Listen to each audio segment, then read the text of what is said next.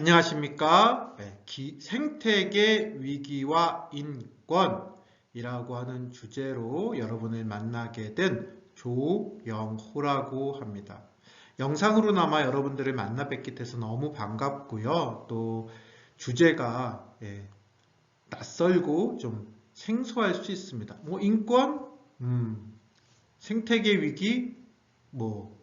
근데 이 두 개가 어떻게 연결이 될까? 이런 얘기를 여러분들과 함께 이야기를 하려고 합니다.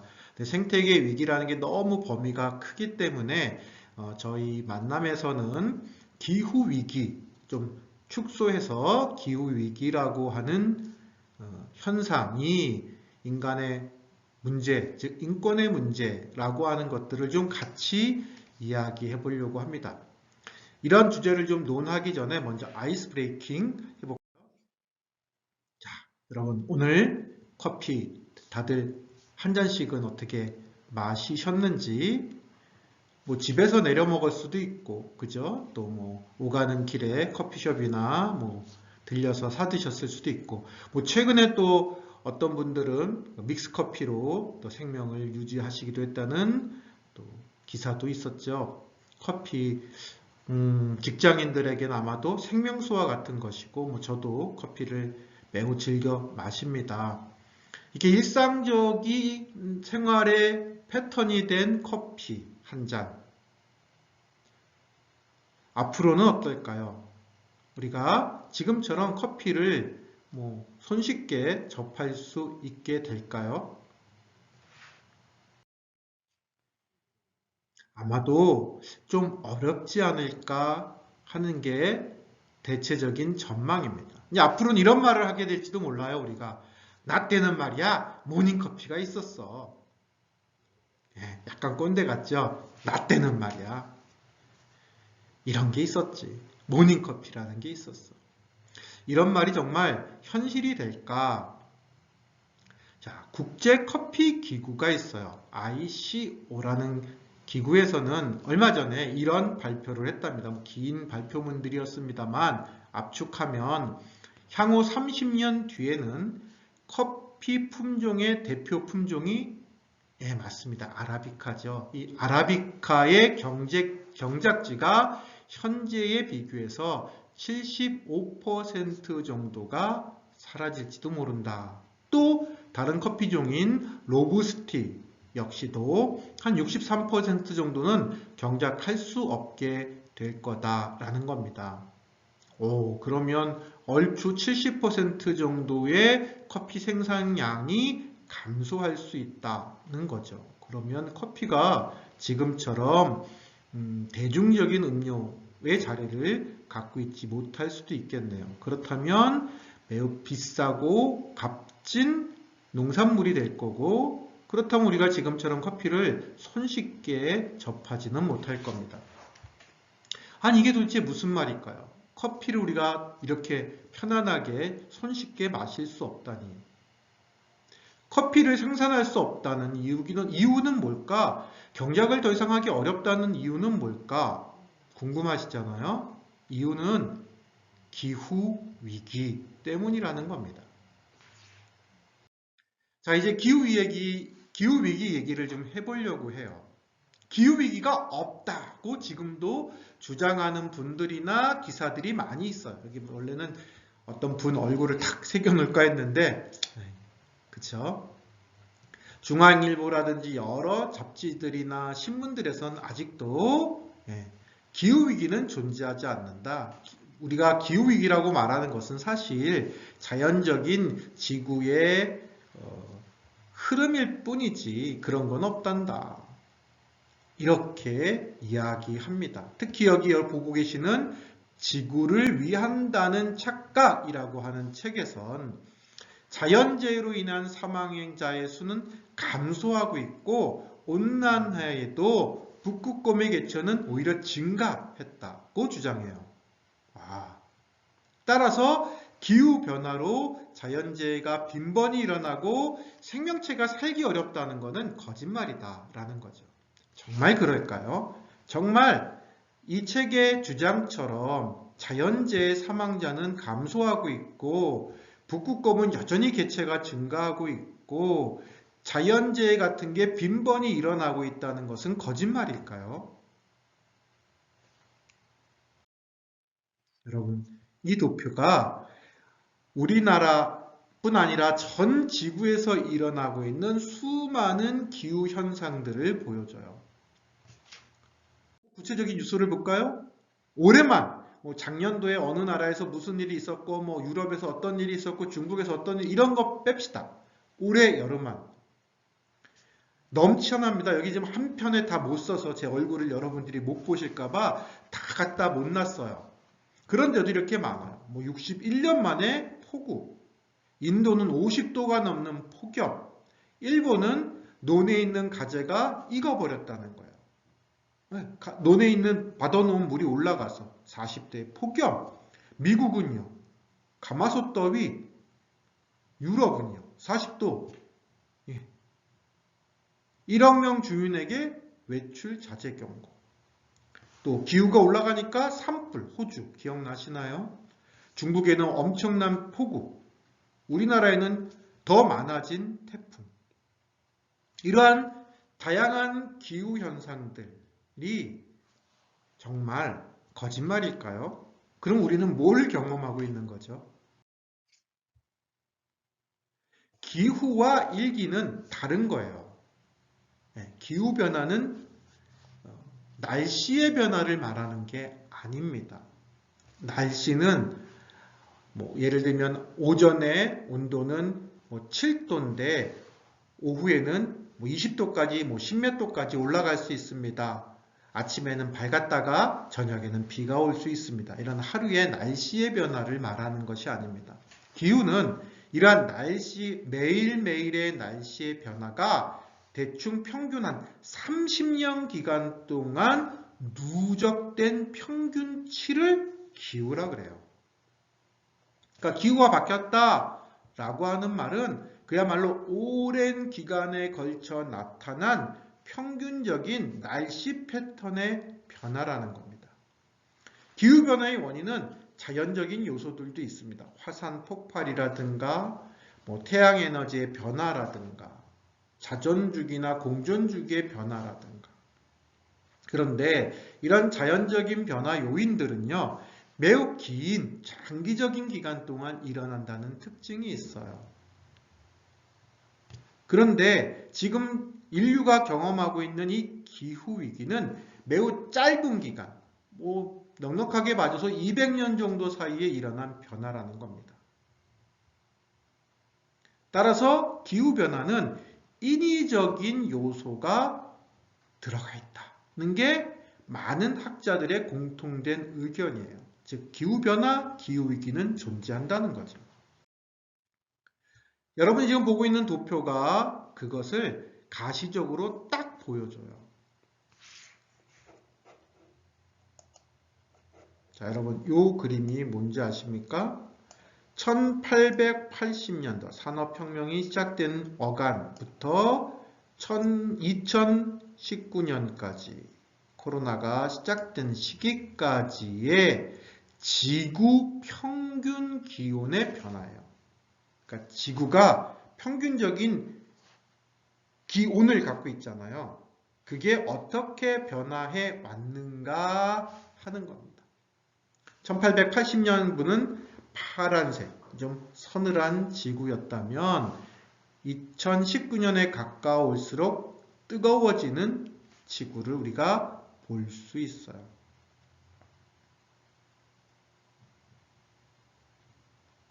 지구는 더워지고 있다는 거죠. 그러다 보니까 해수면도 상승하고, 그죠? 홍수도 많아지고, 이상기온은 심해지고, 산불. 그래서 기후난민도 점점 더 많아져요. 대략 2019년 말 기준으로 2200만의 기후난민이 존재합니다. 그럼 이런 원인은 뭘까? 바로 온실가스, 이산화탄소의 농도의 증가가 원인이라는 겁니다. 좀 더 구체적으로 보면 지구는요, 온실 효과라고 하는 것을 가지고 온난한 지구 평균 기온을 유지했습니다. 자연적인 현상인 거죠. 그리고 이 자연적인 온난화는 평안하고 온화한 날씨를 가능하게 했고요. 이 날씨에 기초해서 농업 사회, 농업 문화를, 문명을 창조해낼 수 있었답니다. 그런데 온실가스가 점점 많이 우리가 인간이 생산해 nem으로써 대기층 위에 온실가스가 마치 비닐막이 하나 더 씌워진 것처럼 씌워져서 대기 중의 열이 지구 바깥으로 나가지 못하게 되는 거죠. 그러니까 지구 평균 기온이 점점 올라가는 거예요. 여러분 이 도표를 보시면 알겠지만 파랑색은 이산화탄소 배출량입니다. 그리고 빨간색은 기온 변화 그래프예요. 이산화탄소 배출량과 지구 평균 기온의 상승은 비례한다고 말할 수 있을 겁니다. 이 모든 것들은 뭐다? 온실가스의 대량 배출에 의한 거다. 그래서 이산화탄소, 메탄 등등등. 이 모든 온실가스는 인간의 활동, 특히 산업혁명 이후, 그 다음에 20세기 초반에 자동차, 그 다음에 석유를 사용하기 시작하면서 더 많은 탄소를 배출해내게 되죠. 즉 인류의 문명, 우리가 지금 누리고 있는 이 문명의 본질은 뭐냐면 탄소 문명이에요. 탄소에 기초한 문명의 발전을 이루어 왔거든요. 그런데 그 문명의 기초가 되는 탄소가 지금 지구를 병들게 하고 있고 그 지구에 살고 있는 수많은 생명들을 아프게 하고 있죠. 더 나아가 인류 역시도 곤란한 상황에 놓여 있다고 말씀드릴 수 있어요. 기후변화가 지금처럼 지속된다면 어떻게 될까? 전 세계적인 것들보다는 우리 대한민국 한반도의 변화를 좀 봅시다. 다른 얘기할 거 없을 것 같습니다. 오른쪽에 보시면 자, 제주도 한라봉, 여러분 한라봉 좋아하시나요? 제주도 가면 이렇게 돌하루방 모양으로 되고 한라봉 주스 탁 넣어놓고 파시잖아요. 이제는 앞으로 일정 기간이 지나면 아마도 제주도에서는 더 이상 한라봉 주스를 마실 수 없어요. 대략 한국농수산물센터에서 밝히기로는 충주까지 올라가야 한라봉이 자랄 수 있다고 보고 있어요. 그러니까 한반도의 기온이 올라가고 있다. 그리고 기온의 변화는 농업의 변화를 가지고 오고 식량 생산에 여러 변화들을 초래할 것이다. 이렇게 생각해 볼 수 있을 겁니다. 그것뿐이겠습니까? 한반도 내의 해수면의 변화, 또 폭염에 의한 사망률의 증가, 폭염 일수가 점점 늘어나는 거 보이시나요? 지구상의 평균 기온이 올라가고 한반도에도 그 평균 기온이 올라가니 폭염 일수가 늘어나고 그것으로 인해서 쪽방촌이나 경제적 소외자들이 사실은 기후 약자들이기도 한데 그들이 오롯이 이 폭염에 노출되고 결국은 폭염에 의한 사망률을 높이고 있는 거죠. 이거를 설명하는데 제가 언젠가 MPO 단체에서 강남의 어느 협회에서 부르셔서 이각을 강의를 하는데 그 당시 이제 학생들이었어요. 초등학생들 대상으로 하는 건데 뭐 이렇게 뭐 도표 보여주고 그러진 않았습니다만 설명을 하는데 잘 이해를 못 하더라고요. 왜 더우면 에어컨 돌리면 되죠? 에어컨을 살 수 없는 사람들도 있단다. 그랬더니 그러면 선풍기 돌리면 되죠? 그치. 그런데 너무 뜨거워지면 선풍기 바람도 더워. 이해를 잘 못해요, 친구들이. 그러니까 선생님이 다른 어떤 비유를 들어서 설명해서 도와주시더라고요. 자, 그럼 지구 평균 기온은 얼마나 올라가 있는가? 이게 좀 옛날 자료예요.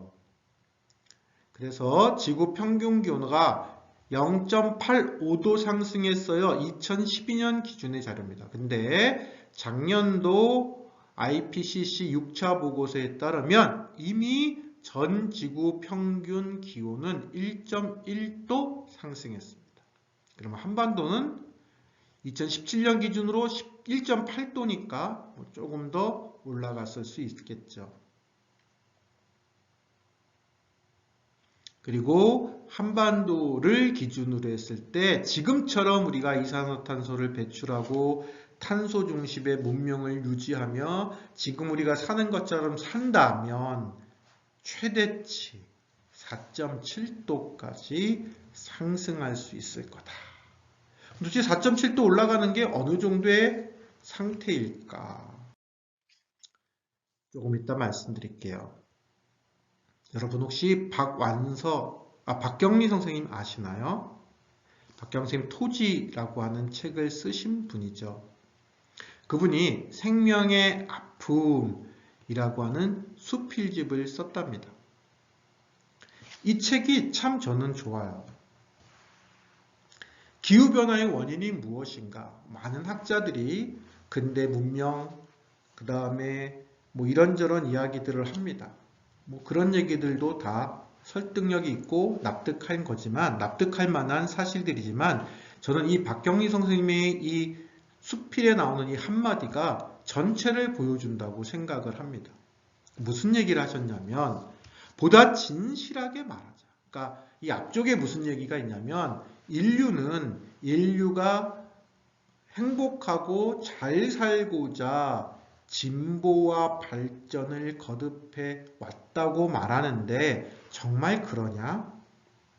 근대 문명, 탄소에 기반한 근대 문명이 정말 인간을 더 행복하게 하고 모든 살아있는 것들을 더 풍요롭게 했는가?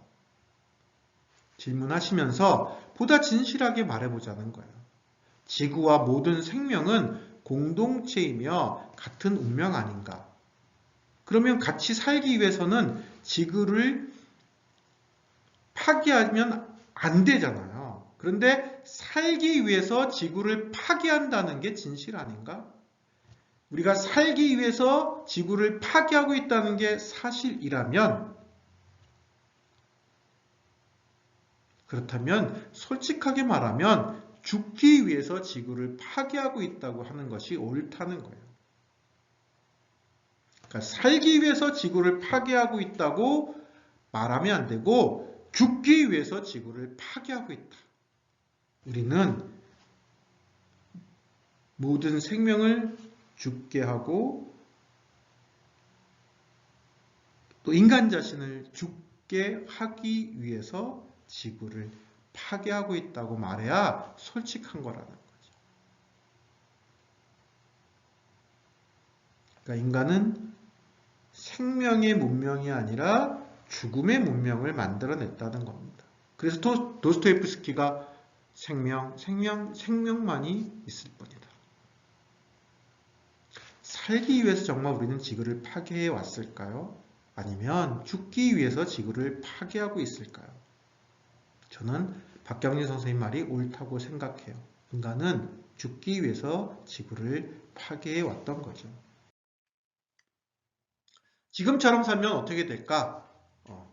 옆에 그림 보이시나요? 예. 오징어 게임이죠. 이러다가 다 죽어. 기후위기의 심각성을 경고한 단체가 있습니다. IPCC라고 하는 겁니다. 기후변화에 관한 정부 간 협의체의 영어 약자입니다. IPCC가 많은 보고서들을 지금 내고 있는데요. 그 보고서들을 매회 거듭하면서 심각성을 경고하고 있는데 그 경고문들을 정리하면 세 가지 문장으로 요약할 수 있습니다. 첫 번째, 기후변화는 현재 진행 중이다. 기후변화가 없다고 말하는 사람들이 있는데 아니라는 거죠. 현재 진행 중이다. 두 번째, 그것은 인간의 활동과 문명, 다시 말해서 인간 자신이 기후위기의 원인이다.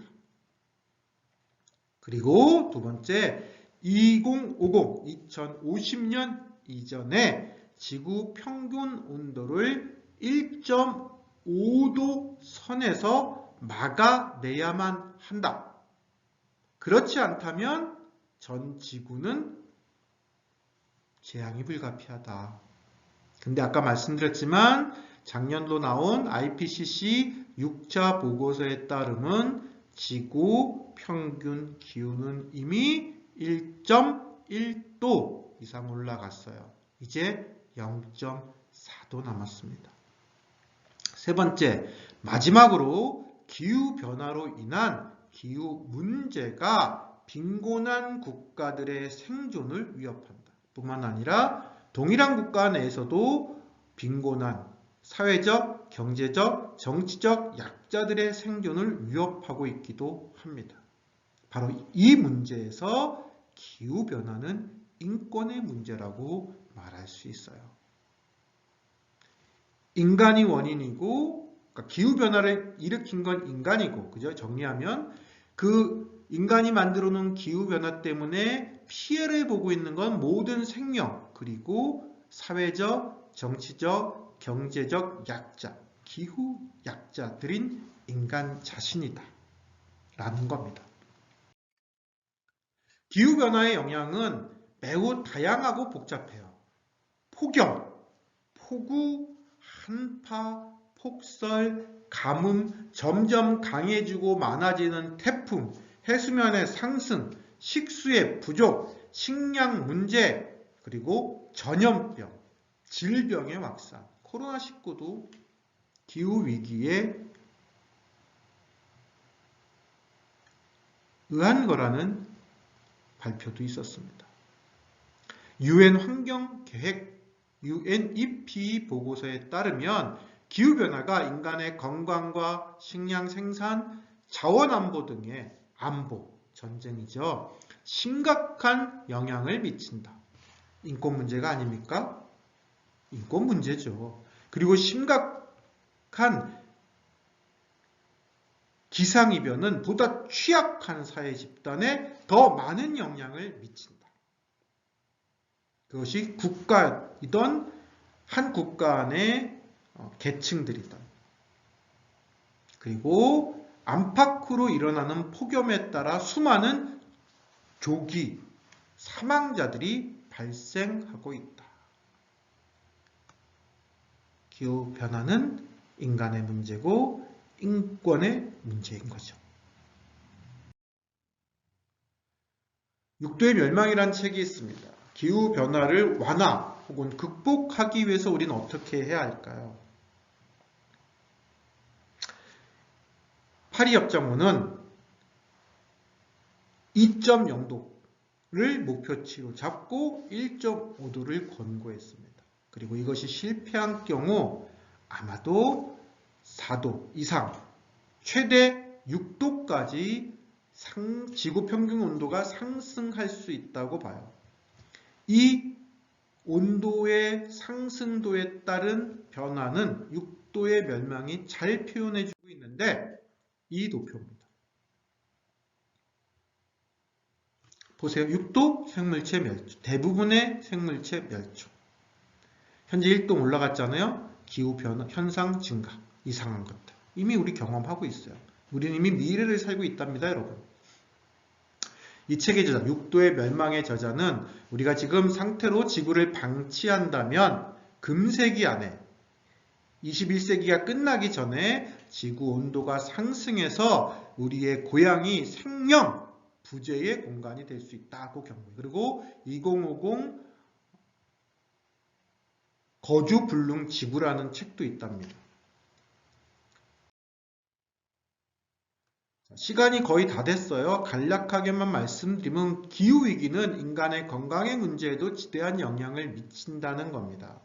여러분 도표가 보여준 것이 그렇고요. 그러니까 도표를 좀 그리면 이런 거예요. 인간의 영역이 있고요. 자연의 영역이 있죠. 그리고 이 인간과 자연의 영역 사이에는 습이나 기타 경계가 존재하는데 인간은 아파트 짓고 영토를 확장하면서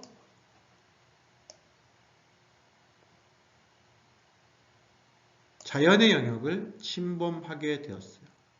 그래서 과거에는 접촉할 수 없었던 다양한 바이러스들을 우리가 접촉하게 되는 거죠. 그러다 보니 코로나19 같은 기존에는 알지 못했던 우리가 바이러스를 경험하게 되는 거죠. 지금처럼 살면 어떻게 될까? 전 인류가 지금처럼 산다면 지구는 1개 반, 1.6개의 지구가 필요하다고 합니다. 네, 물론 2012년 기준이에요. 지금은 또 바뀌었을 수 있습니다. 우리나라는 어떨까요? 대한민국 국민들처럼 살면 어떨까? 위에 그림 보이시나요? 3.5개의 지구가 필요합니다. 3.3개 정확하게 얘기하면. 우리나라는 이미 이산화탄소 배출량은 OECD 가입국 중 1위입니다. 전 세계 7위 국가고요. 우리는 이미 2016년에 기후 악당으로 선정되기도 했어요. 자, 정리합시다. 기후위기는 현재적이다. 그리고 기후위기는 생명의 위기이다. 당연하죠. 그리고 동시에 우리 자신의 위기를 의미한다. 따라서 이 위기, 인간의 위기, 생명의 위기를 완화 혹은 극복하기 위해서 우리는 생각의 방식, 삶의 방식을 전환해야만 해요. 지금처럼 살면 1개 반 혹은 3개 이상의 지구가 필요한데 지구는 하나잖아요. 그러면 삶의 방식을 바꿔야 되지 않겠습니까? 우리의 삶의 방식을 바꾸려면 생각의 방식을 바꿔야 되지 않겠습니까? 그 다음에 금방 보신 것처럼 기후 위기는 기후 정의의 문제를 야기합니다. 국가 간의 책임, 분배, 기후 약자의 문제들을 고민하게 합니다. 그래서 아까부터 계속 기후 위기는 인권의 문제다 말씀드렸어요. 미래 세대는 어떻게 돼요? 30년 뒤에, 50년 뒤에, 100년 뒤에 이 한반도에 여러분의 후손과 자손들이 살아있기를 원하십니까? 혹은 살 수 있기를 원하십니까? 미래 세대의 생존 가능성, 존재 가능성은 고려해 보셨습니까? 지속 가능한 한반도, 지속 가능한 지구, 지속 가능한 인류, 지속 가능한 생명, 지속 가능한 사회, 지속 가능한 국가, 평화의 문제도 있어요. 기후 난민들, 기후 전쟁의 문제들, 이런 것들을 고려한다면 탄소 중립 그리고 에너지 전환이 반드시 필요합니다. 이런 문제들은 우리가 2교시 때 다시 한번 살펴보기로 하고 다음 시간에 살펴보기로 하고요. 정리를 한다면 기후위기는 생명위기이고 인간위기, 즉 인권의 문제다. 기후위기는 인권의 문제다. 기후위기는 정의의 문제고 평화의 문제고 인권의 문제다. 이상으로 마치겠습니다.